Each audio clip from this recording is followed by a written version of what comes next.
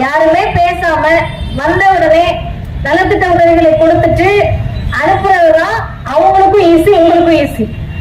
அதை தாண்டி நானும் இல்லை, எல்லா இடத்திலும் ஏதாவது ஒரு பேச்சாளரை கூப்பிட்டு கலைஞர் செய்ததை, இந்த இயக்கம் செய்ததை, முதல்வர் செய்ததை சொல்ல வேண்டிய அவசியம் என்ன வந்துச்சு அப்படின்னு கேட்டீங்கன்னா, இன்னைக்கு புள்ள பிடிக்கிற கூட்டம் மாதிரி இளைஞர்களை பல பேர் ஏமாத்தி பொய் சொல்லி டான்ஸ் ஆடி பாட்டு பாடி ஒரு பக்கம், இன்னொரு பக்கம் வாய திறந்த பொய் மட்டும் பேசுற கூட்டம், இன்னொரு பக்கம் இளைஞர்களை கலவரத்திற்கு அழைக்கிறார்கள், வெளிப்படையாக அழைக்கிறார்கள்.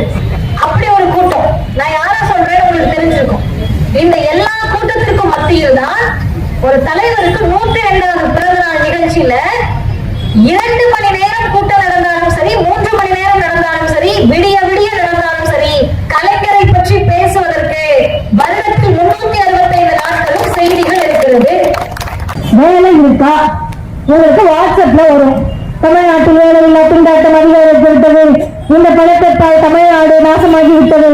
அருமை சகோதரர்களே, இளைஞர்களே, இன்றைக்கு ஒரு பெண் கொடுத்த பேட்டி போன வருஷம் அந்த யூடியூப்ல போய் பாத்தீங்கன்னா இருக்கும், நான் ஒரு மீனவ குடும்பத்தை சார்ந்தவர். அந்த குழந்தை அந்த பொண்ணு சொல்றாங்க, நான் மீனவ குடும்பத்தை சார்ந்தவர்.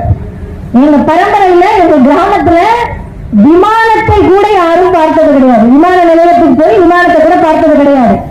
இன்றைக்கு தமிழ்நாட்டு முதலமைச்சருடைய நான் முதல்வன் திட்டத்தின் மூலமாக இங்கிலாந்து நாட்டிற்கு பயணம் செய்த முதல் பெண் எங்க கிராமத்துல நான் தான்.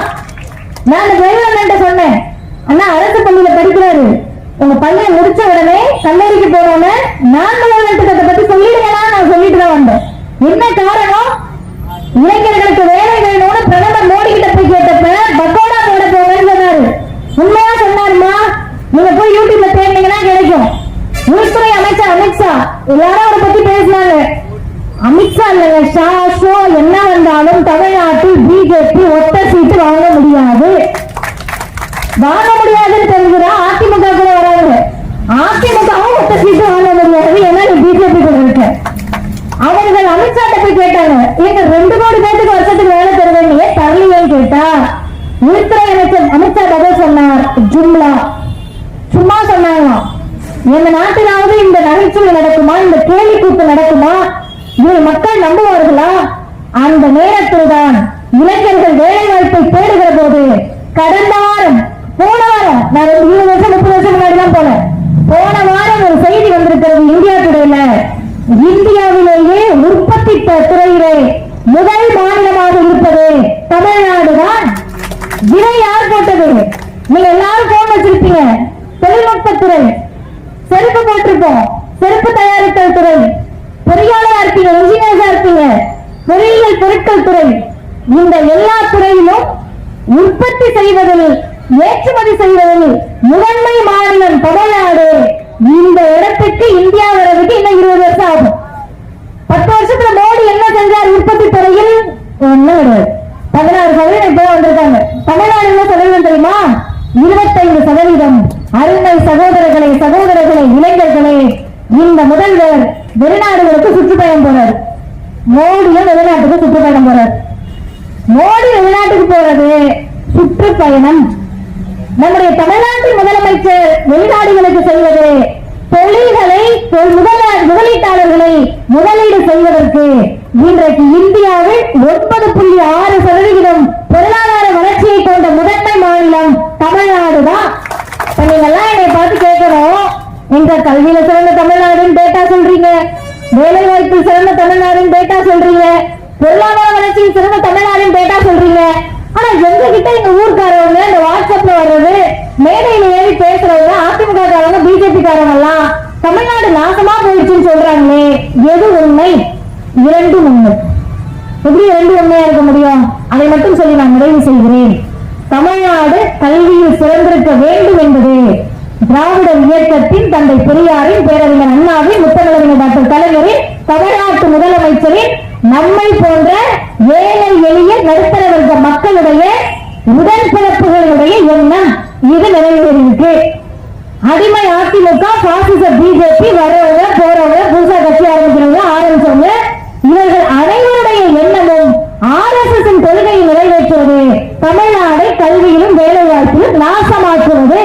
அப்ப அவங்க சொல்றதுல சின்ன திருத்தல் என்னன்னு கேட்டீங்கன்னா, தமிழ்நாடு நாசமா போனோம் நாங்க நினைக்கிறோம்ப்பா, இந்த பாலாய் போன திமுக விடமாட்டேன்னு தடுத்து நிறுத்திக்கிட்டு இருக்கு. அதனால் இவர்களை நாங்கள் தோல்வியடைய வைக்கிறோம். வச்சிட முடியுமா?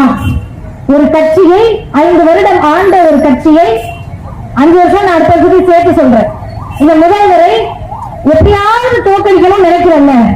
நினைக்கக்கூடிய உங்களுடைய எண்ணம் என்ன என்று சொன்னால், திமுகவை தோற்கடிப்பேன் என்று சொல்லுவதோ, தமிழ்நாட்டின் முதலமைச்சரை தோற்கடிப்பேன் என்று சொல்லுவதோ, இவர்களை வீழ்த்துவேன் என்று சொல்லுவதோ, அருமை சகோதரர்களே, சகோதரிகளே, ஆற்றல் வாய்ந்த இளைஞர்களே, பொதுமக்களே, அதிமுகவின் சகோதரர்களே, பிஜேபியில் இருக்கக்கூடிய பெற்றோர்களே, நீங்கள் பிள்ளைங்க பெற்றவங்க தானே?